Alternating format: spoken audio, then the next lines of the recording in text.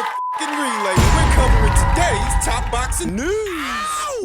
Okay, we'll start with this. It's fight week. It's fight week for unified bantamweight champion Dena Thorslund, who will be taking on Japan's own Terumi Nuki this Friday in Denmark. We know that Dena Thorslund was one of 8 women mentioned in Lou DiBella's proposed Great 8 tournament that would feature all 3 champions in the bantamweight division and several former champions and top contenders. That doesn't look to be happening. That doesn't look to be materializing. So this could be Dena's last fight before a long hiatus, because I remember she said, unless somebody comes along and offers her big money for a big unification fight or a big fight abroad, she's gonna go off and she's gonna have another kid. That's what she said. If she goes ahead and does that, at minimum what that means is that she'll sit out most, if not all of next year, and as a result of that, the 2 titles she holds, they could go vacant. They could. She could be relegated to a champion in recess. I mean, I really don't know what the WBC's policy or what the WBO's policy is on maternity leave. If they have something like that, they might. But if Dena goes ahead and has another kid, it's conceivable that her 2 alphabet titles could go vacant.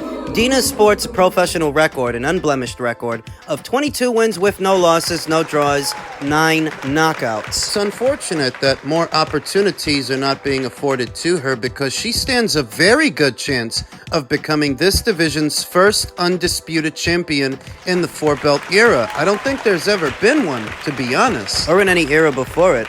I don't think people realize that this is a recent development. The WBA, the WBC, the WBO, and the IBF having female versions of their titles. That's a fairly recent development. That wasn't always the case. There was a time when the ladies were fighting for entirely different belts than the men were. Dena will be defending hers against Terumi Nuki, who sports a professional record of 15 wins with 5 losses, no draws, 10 knockouts. Having never been knocked out in 20 professional bouts, this is a seasoned fighter, an experienced fighter who can punch. On some level she can. She could take a punch. Terumi is on a 3-fight winning streak. She's coming off of 3 consecutive victories, 2 of which she won by way of knockout. She's already seen action 2 times this year, once in January, then again in June. Though if I don't feel that Dena's under threat of losing her 2 alphabet titles this Friday, it's because Terumi lost to Mariana Juarez in 2018. More recently, she lost to Mizuki Hiruta in what was Mizuki Hiruta's 2nd professional fight. Mizuki was only 1-0 going in. And she beat Terumi, so I have no doubts this Friday, Dena will beat Terumi and keep her 2 alphabet titles. Dena, who much like Terumi, saw action 2 times this year, 2 times, once in February, then again in May. This will be her 3rd fight of this year. In what has been a very productive year for who I consider the best fighter at this weight, by and large, the best fighter at 118 pounds, and one of the best fighters anywhere at or around these weights. North or south of 118, Dena is one of the best in show. She's been a champion at 122. She's a unified champion now at 118. It's just unfortunate that that 8-woman tournament that Lou DiBella was trying to put together didn't materialize, because I think Dena would have won. I think Dena would have been the last woman standing. Grim reality that there's just not enough money flowing through 118 pounds at this time. Matchroom is not invested in that division anymore. Boxer doesn't have anything going on there. Neither does Queensbury. Or Golden Boy Promotions. Or Top Rank. The only major promotional outfit that has a vetted interest in a bantamweight would have to be Most Valuable Promotions and their investment in Crystal Rosario. But Crystal is still very, very young, and she's a ways out from fighting for an alphabet title. Thus, without more money flowing through the bantamweight division that has no shortage of talent, no shortage of good fights with good fighters to make, resources are limited. I can only hope that a major opportunity lands in Dena's lap at some point immediately after this Terumi Nuki fight to keep her around and keep her fighting and defending those belts, because she's a pleasure to watch. If you've seen her. In any event, I anticipate she's going to beat Terumi Nuki this weekend. She's going to beat her. She's going to keep her 2 alphabet titles. What she does after that, we'll see. Elsewhere in the world of boxing, the Americans are once again trying to make themselves feel important. A Twitter user that goes by the name Deontay Fury reacted to this past weekend's Tszyu vs. Murtazalia fight by saying, "Now y'all know why Naoya Inoue only fights in Japan. Much respect to Tim Tszyu for fighting where it actually matters." As is customary on social media, there were no shortage of individuals correcting this Deontay Fury person, otherwise known as Tay Smooth with it. Some doofus. Some kid who's too goddamn ugly to use his own face on his profile pic, so he uses Google stock images instead. You know the type. There was a wave, an army of individuals that reminded Tay Smooth with it that Naoya Inoue has already fought in America 3 times. In fact, he fought in America before Tim Tszyu. Headlined his own shows in America before Tim Tszyu. That so many Americans are still making this argument after it's been debunked so many times is the adult equivalent of pouting. The argument was incoherent the first time you made it, so that you're still making it. Are you stupid or something? Yes, they are. I've said it on many occasions. The American boxing fan is by and large the dumbest fan in all of organized sports. Dumber than anything and anyone you'll find in the NFL, the NHL, the MLB, the NBA. These people are morons. Veteran content creator Brendan Taylor said, "When people say Naoya Inoue has never fought in America, what they mean is Naoya Inoue has never headlined his own big show in America with a crowd actually there." But he was going to. And never mind that you're trying to move the goalpost. First it was he knew he's never fought in America. Now he's never fought in front of a large audience in America. But he was going to. Brendan continued, "If you refute or argue that, you're a dick rider. Point blank period. Because it's a fact." Here's a fact. Before the pandemic hit and shut everything down, Inoue was supposed to have a unification match right here in America promoted by Top Rank against then WBO champion John Riel Casimiro. But when the pandemic shut everything down and the live audiences went away, the big Japanese investors that were going to bankroll the show, they pulled out because there were no people. There was no gate. In spite of this, Inoue still fought in America. He fought Michael Dasmariñas and he fought one of the Maloney brothers. He headlined those shows. And I do think there were some people at the Dasmariñas fight. Not a large audience, but there couldn't be. Because of all the social distance and stuff, remember? Brendan continued, "Has Inoue ever headlined a card in the USA with people in the actual crowd? Yes or no?" Did you all of a sudden start disliking Inoue because you're dick riding Angelo Leo? Yes or no? It's the way these American content creators are. All you gotta do is give them one interview, and all of a sudden they're your biggest fan. They're your best friend. That's what's going on with Brendan and this cockamamie argument he's making. And he has the audacity to point the finger at people and call them dick riders? Buddy, you're a professional cock jockey for anybody who gives you access. Imagine disparaging one of the best fighters in postmodern boxing today because Angelo Leo gave you an interview. People don't realize how stupid they sound. Historically, Americans don't watch bantamweights and super bantamweights. This isn't even the premier market for those divisions, so the fact that Inoue has already fought here 3 times in spite of that. What, you want him to base himself out of America? There isn't more money in America for a bantamweight or a super bantamweight than there is in Japan. Japan is the premier market for those divisions. That's where all the money is. There isn't an American equivalent to Inoue here in America. An American in the super bantamweight division that's creating a stir of his own, waves of his own in front of an audience of his own. So why the hell are you guys so desperate for Inoue to come here? They're not. That's just the only thing they can use against him, that he doesn't fight in America. It's a bad faith argument. That's what that's called. It's an argument made in bad faith by those who are looking for anything they can use against Inoue. Anything bad they can say about him. And all they can come up with is that he doesn't fight in America. Oh, because boxing in America is so big right now? I want you to pay attention to something. Turki El Sheikh was told by his bosses that if the fighters want to get overpaid, they have to fight in Saudi or in the UK. They can still have their fights in the US, but they won't invest as much money on fights out there. Where did this come from? Bob Arum's latest interview. He's in the loop. He would know. So the question is, why aren't the Saudis willing to pay the same money in America that they pay out in Saudi or that they pay out in the UK? Because America sucks! What have I been telling you? What have I been telling you?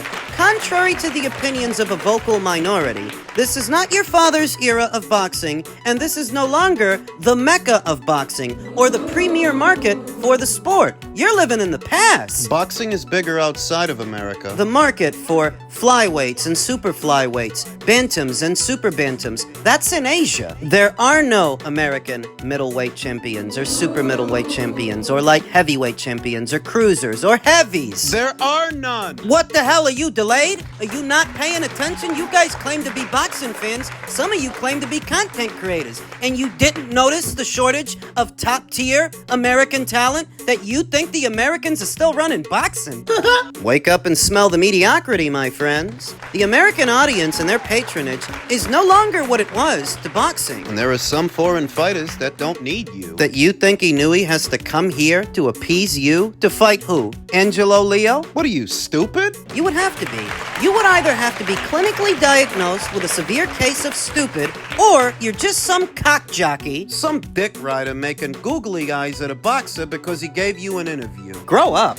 But this is what started up after Tim Tszyu lost to Bakhram Murtazaliev. Not that Bakhram Murtazaliev is an American national, because he isn't. He's Russian. Do you see how desperate the Americans are to be the life of the party? You would have thought that Bakhram Murtazaliev was from Florida, the way these guys are getting. That's why Inoue doesn't fight here. Inoue doesn't fight here because a lot of you guys are bums. You don't buy anything. You don't support American fighters, American nationals, so what's supposed to make him think you'd support him? They wouldn't. Metrics for boxing are down in America. Pay-per-view piracy is at an all-time high. It's worse than it's ever been. And your recommendation is that a super bantamweight should come here. More fallout from Tim Tszyu's shock upset loss this weekend. Boxing insider Rick Glaser said, "If I were advising Tim Tszyu, I would definitely advise him to retire. Sad to say, but it's absolutely the wise choice for Tim. Hopefully he makes that wise decision. His long-term health depends on it." I think that Rick is being dramatic. Retirement. Now, I believe that Tim has suffered damage, most of which is psychological, more psychological than physical. I remember at the start of the Bakhram Murtazaliev fight, those guys were in close quarters, and Tim starts patting his head. Gesturing at his head. He must have thought that the cut he suffered in the Sebastian Fundora fight opened up. He must have thought that he suffered another gash. He didn't. It's a sign of trauma, ladies and gentlemen, psychological trauma, that he's been worried about that. Underneath it all, he was worried that the same thing would happen again, even though it didn't. What did happen was worse. Now, I have my reservations about his exposure to the Americans and the American boxing scene and what effect that has had on his boxing, an adverse effect. I think he's been trying too hard to get in good with the Americans and make it in America and trying to impress them, but that doesn't mean he needs to hang the gloves up straight away. No. There is always the Australian boxing scene that he has been willfully neglecting to get in good with the Americans. He could always go back. He's gonna need some time off. Not saying that he doesn't, but I don't think it would be good for Tim overall to retire this way, off of this, in this fashion. He could always go back to Australia. He could always fight the likes of Michael Zarafa. There was supposed to be a fight between them some years ago. I have no doubts that Michael might be more willing to fight Tim now that he's suffered 2 losses. He ducked him before, but I think he'd fight him now. Tim can come back with a fight against Michael Zarafa, another fight against Andrei Mikhailiovic. He's a tough kid. He took a lot of punches in that Yanibek fight. Tim's gonna need some time off. When he comes back, he may come back a middleweight instead of a junior middleweight. And at middleweight, you've got those 2 guys. You've got Zarafa, you've got Mikhailiovic. Before you decide that you don't have it anymore, see if you can't beat those 2 guys. And if you don't, You retire. if you are so psychologically damaged that you can no longer beat domestic level guys, that's when you hang them up. People tend to forget that Anthony Mundine, a gatekeeper to most of the world, had a very successful boxing career, at least fiscally, in Australia. Him and Danny Green made a lot of money with their 2 fights. Millions. Unbeknownst to most, unbeknownst to the Americans and the Brits, the Australian boxing scene is insulated in a good way. Insulated in the sense that 2 Aussies fighting each other in Australia, it will draw a crowd. Tim can take a couple of months off, recover, recuperate, work on his boxing, come back against those two guys. Mistakes were made that didn't need to be made by Glenn Jennings, by George Rose, and Tim Tszyu, all of which Nikita Tszyu, his younger brother, who's still unbeaten and is still learning, can learn from that. So in my previous video, I talked about the sequence of events that set all of this in motion. Consider that had Tim Tszyu been boxing Sebastian Fundora in his native Australia instead of Vegas, Tell me the officiating wouldn't have been different, and tell me that Tim Tszyu wouldn't have got to keep his alphabet title. he would have, and he wouldn't have ended up in a situation where he's attempting to rebound off a loss with Bakram Murtazaliev. Oh, sure, because Bakram did end up being a champion. Eventually, Tim may have fought him, but under very different circumstances. The kind of fighters they had him flying out for: Terrell Gausha in Minneapolis, Sebastian Fundora. That'd be like flying Anthony Joshua to America to fight Johnny Rice. But Chris Lovejoy, it doesn't make sense. These are not big draws in this country. So why are you coming to them when you have the resources to make them come to you? And if they don't want to come, Kick rocks. stay in America, when nobody's checking for you, when nobody gives a shit about you anyway. We're gonna pretend that guys like Terrell Gausha and Sebastian Fundora are big ticket sellers in America. We're gonna pretend that Bakram Murtazaliev. I heard something about Bakram saying that he would not fight Tim Tszyu in Australia. And I don't know how true that is. It sounds like a high-stakes game of chicken. Consider that if Tim Tszyu didn't fight this guy, people wouldn't know who he is. They already didn't know who he was. They found out this past Saturday. What's your point? Bakram Murtazaliev had no marquee value and little to no leverage to get things on his terms. So if you would have pressed this guy to come to Australia, he likely would have, since nobody else was offering him anything. And nobody else is. Sebastian Fundora is trying to fight Errol Spence. Oscar De La Hoya wants to make a fight between Spence and Virgil. God only knows what Terrence is doing. The point of it is, Tim and his team played this all wrong. They had more bargaining power than they realized, or more than they were willing to use, and it blew up in their face. It didn't have to happen. Now the most that they can hope to do is learn from those mistakes and apply what they've learned to Nikita's career, because Tim may never be the same. It's the sad part. I don't know that he has to pack it in just yet, but the road back to the top is a long one. I don't know that he'll ever have the same confidence and the same conviction that he used to before that Bakram Murtazaliev fight.